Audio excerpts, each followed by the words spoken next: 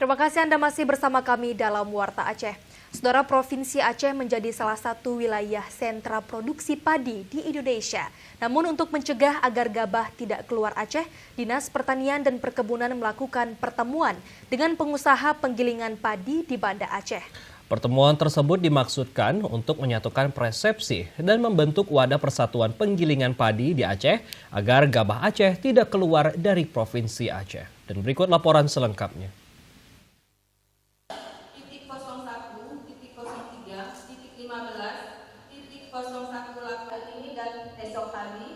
Aceh menjadi salah satu provinsi di Indonesia surplus beras. Sebagai gambaran berdasarkan data pada tahun 2017, terjadi peningkatan produksi gabah 2.294.000 ton lebih gabah, atau terjadi surplus beras sekitar 809.000 ton. Persoalan gabah Aceh yang harus dicegah agar tidak keluar dari Aceh menjadi pembahasan dalam pertemuan pengusaha penggilingan padi dengan komitmen cegah gabah keluar Aceh yang berlangsung di Banda Aceh.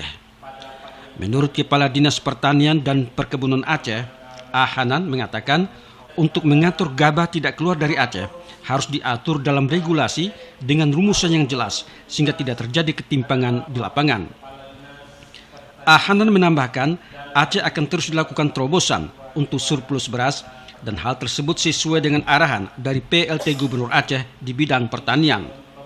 Menanggapi untuk mencegah gabah Aceh tidak keluar dari Aceh, pihaknya akan membicarakan dengan PLT Gubernur Aceh tentang hal tersebut.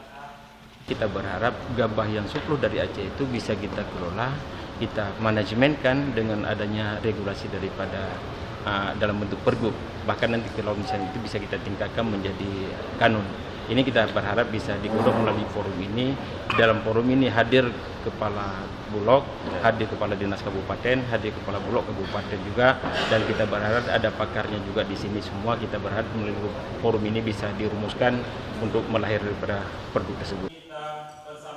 Dengan pertemuan pengusaha penggilingan padi se-Aceh ini juga dibahas mengenai regulasi apakah bentuk kanun ataupun pergub, termasuk dirumuskan revitalisasi alat pengolahan dan permodalan. Sementara Ketua Pelaksana Sri Mulyani melaporkan kegiatan pertemuan pengusaha penggilingan padi se-Aceh akan melakukan komitmen agar gabah Aceh tidak keluar dari Aceh, di samping persiapan bentuk aturan yang jelas tentang gabah Aceh.